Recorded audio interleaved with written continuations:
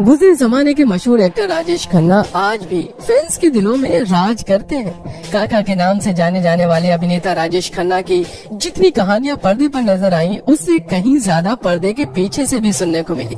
राजेश खन्ना ने 60 के दशक में आई फिल्म आखिरी खत से करियर की शुरुआत की थी। हालांकि उन्हें सफलता 1969 में आई फिल्म आराधना से मिली। इस फिल्म में उनके साथ शर्मिला टैगोर थी। इसके बाद तो राजेश खन्ना ने बॉलीवुड में जो ऊंचाइयां छुई, वहां तक शायद ही कोई पहुंच पाया हो। लेकिन जब किसी भी स्टार को ये लगने लगे कि स्टारडम उसकी गुलाम बनकर रहेगी, तो यहीं से वो उल्टी सीधी हरकतें करने लगता है। तमाम हिट फिल्में देने वाले राजेश खन्ना के साथ भी कुछ ऐसा ही हुआ। उनके सिर कामयाबी का नशा इस कदर चढ़ा था कि उन्होंने अमिताभ बच्चन के लिए कुछ ऐसा कह दिया जो जया भादुरी बर्दाश्त नहीं कर पाई और राजेश खन्ना को जमकर फटकार लगाई। तो आइए जानते हैं कि आखिरकार राजेश खन्ना ने अमिताभ बच्चन को ऐसा क्या कहा था जिसके चलते जया भादुरी ने राजेश खन्ना को लताड़ लगाई थी। पंजाब के अमृतसर में 29 दिसंबर 1942 को जन्मे राजेश खन्ना बचपन से ही एक्टर बनना चाहते थे। स्कूली दिनों में वो नाटकों में बढ़ चढ़कर भाग लिया करते थे, लेकिन उनके पिता नहीं चाहते थे कि राजेश खन्ना अभिनेता बने। राजेश खन्ना का वास्तविक नाम जतिन अरोड़ा था, लेकिन अपने चाचा के कहने पर उन्होंने अपना नाम बदल लिया। न सिर्फ नाम राजेश खन्ना बदल लिया, बल्कि उनका सरनेम भी बदल गया। दरअसल हुआ यूं कि उनके जैविक माता पिता लाला हीरानंद अरोड़ा और चंद्रानी अरोड़ा भारत और पाकिस्तान के विभाजन के बाद भारत आ गए, लेकिन वो ठीक तरह से जतिन की परवरिश नहीं कर पा रहे थे। ऐसे में उनके करीबी रिश्तेदार चुन्नीलाल खन्ना और लीलावती खन्ना ने उन्हें गोद लिया, जिसके चलते जतिन अरोड़ा अब जतिन खन्ना हो गए थे। और फिर उनके चाचा ने उनका नाम बदलकर राजेश खन्ना रख दिया, जो आज भी दर्शकों की जुबान पर बखूबी रहता है। राजेश खन्ना अपने नए माता पिता के साथ मुंबई आ गए थे, जहां उन्होंने अपने दोस्त रवि कपूर के साथ Saint Sebastian Goan high school में पढ़ाई की, जिन्होंने बाद में मंच का नाम जितेंद्र रखा। खन्ना ने धीरे धीरे थिएटर में रुचि लेना शुरू कर दिया और अपने स्कूल और कॉलेज के दिनों में कई स्टेज और थिएटर प्ले भी करने शुरू कर दिए। बचपन से ही प्रतिभा के धनी व्यक्तित्व वाले राजेश खन्ना की फिल्मी सफर की शुरुआत हुई सन 1966 में आई फिल्म आखिरी खत के साथ। पहली फिल्म में उनके द्वारा किए गए शानदार अभिनय का ही परिणाम था कि उनकी पहली फिल्म 1967 में ऑस्कर के लिए भेजी गई थी। अपनी पहली फिल्म से राजेश खन्ना ने दर्शकों के दिल में और साथ ही साथ अंतर्राष्ट्रीय स्तर पर भी अपनी जगह बना ली थी।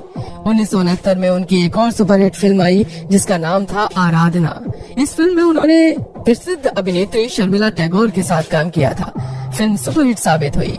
यही वो फिल्म थी जिसने राजेश खन्ना के फिल्मी करियर को रातों रात सिनेमा जगत की बुलंदियों पर पहुंचा दिया था। इस फिल्म का एक गीत मेरे सपनों की रानी उस समय के हर एक नौजवान की जुबान पर चढ़ा हुआ था। खन्ना साहब का जादू सिर चढ़कर बोलने लगा था। इतना ही नहीं, लड़कियां उन्हें अपने खून से लिखे खत भेजने लगी थी। और तो और जब भी उनकी फिल्म सिनेमा घरों में लगती थी तो वो पूरी तरह सच संवर कर फिल्म देखने जाया करती थी। 1969 से लेकर 1973 के बीच आराधना से लेकर दो रास्ते तक उनकी लगातार 15 फिल्में हिट हुई थी। ये अपने आप में एक बड़ा रिकॉर्ड था, क्योंकि इससे पहले किसी भी अभिनेता की एक के बाद एक इतनी फिल्में हिट नहीं हुई थी। उस समय आलम ये था कि सिनेमा घरों में फिल्मों के नाम तो बदल रहे थे, लेकिन उनका अभिनेता एक ही था और वो थे राजेश खन्ना। उनका पलकों को झुकाना और मस्ती से घूम कर नाचना दर्शकों को दीवाना बना जाता था। इतना ही नहीं, लोग पूरी तरह से उनके अभिनय के रंग में रंग चुके थे। अब तक वे लगभग सभी फिल्म निर्माता और निर्देशकों के चहेते बन चुके थे। यही कारण था कि अब राजेश के घर पर निर्माता निर्देशकों की लाइन लगनी शुरू हो गई थी। इतना ही नहीं, उन दिनों एक कहावत भी मशहूर हो गई थी कि ऊपर आका नीचे काका।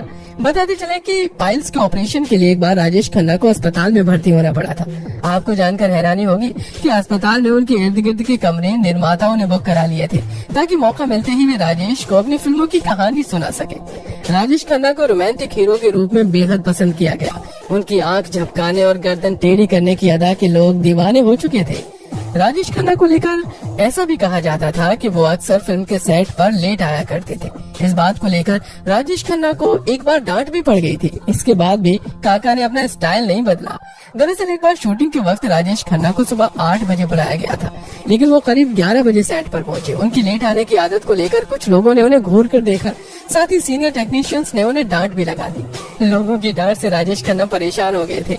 उन्होंने सेट पर ही सबके सामने बोल दिया, देखिए एक्टिंग और करियर की ऐसी की तैसी। मैं किसी भी चीज के लिए अपनी लाइफस्टाइल नहीं बदलूंगा। कुछ इस तरह का अंदाज रखने वाले थे राजेश खन्ना। लगातार 15 हिट फिल्में देने वाले राजेश खन्ना ने जैसा स्टारडम देखा वैसा शायद ही किसी और को नसीब हुआ है। अपनी अदाकारी के साथ ही राजेश खन्ना अपनी लव लाइफ को लेकर भी अक्सर चर्चा में रहे। उनका पहला प्यार थी अंजू महेंद्रू, लेकिन किसी वजह से उनका रिश्ता टूट गया, जिसके चलते अंजू महेंद्रू से अलग होने के बाद राजेश खन्ना ने डिम्पल कपाड़िया से शादी कर ली। इस शादी से इन्हें 2 बेटियां रिंकी खन्ना और ट्विंकल खन्ना है। आपको बता दें कि जिस समय राजेश खन्ना अपने करियर के चरम पर थे उस समय अमिताभ संघर्ष कर रहे थे। जिस समय राजेश अपने हिसाब से फिल्में, निर्माता, निर्देशकों का चुनाव कर रहे थे, तब अमित जी छोटे से रोल के लिए भी निर्माताओं की चक्कर काट रहे थे।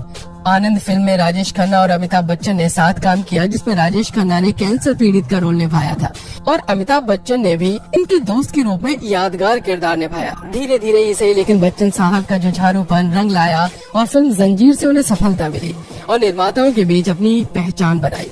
यही वो समय था जब सिनेमा जगत से चॉकलेटी बॉय की इमेज कम हुई और उनके जगह पर एंग्री यंग मैन वाली छवि ने अपनी जगह बनाई। फिर एक समय ऐसा भी आया जब जया भादुड़ी ने खुद राजेश खन्ना से कह दिया था कि अमिताभ बच्चन एक दिन उनसे भी बड़े सुपरस्टार बनेंगे और जया भादुड़ी की ये बात आगे चलकर सच भी साबित हुई। दरअसल जब सदी के महानायक अमिताभ बच्चन जया के पति नहीं बल्कि बॉयफ्रेंड हुआ करते थे, तब राजेश खन्ना सुपरस्टार थे। जहां उनके अभिनय से इंडस्ट्री में उनकी छाप थी, तो वहीं जया भादुड़ी भी उस समय की जानी मानी अभिनेत्री थी। उस समय अमिताभ बच्चन बॉलीवुड में नए थे और इंडस्ट्री में अपने पैर जमाने की कोशिश कर रहे थे। जया भादुड़ी और राजेश खन्ना एक साथ फिल्म बावर्ची में काम कर रहे थे और तब जया अमिताभ की अच्छी दोस्त बन गई थी।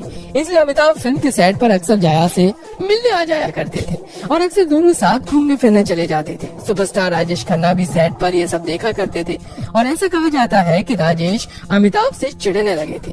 एक बार तो उन्होंने अमिताभ बच्चन से सामना होने पर ये तक कह दिया था कि इस आदमी का कुछ नहीं होगा। उस समय वहाँ पर जया भी मौजूद थी।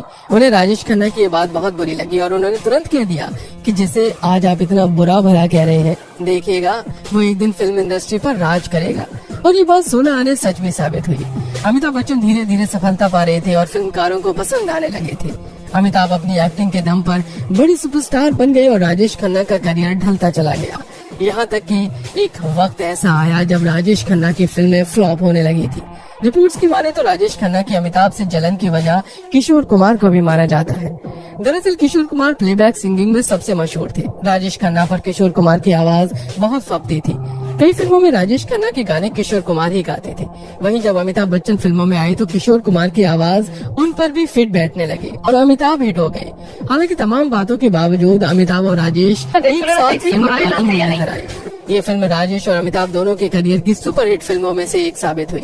इस दौरान दोनों को एक दूसरे को समझने का मौका मिला, जिसके बाद राजेश खन्ना ने भी अमिताभ बच्चन की काबिलियत को पहचाना।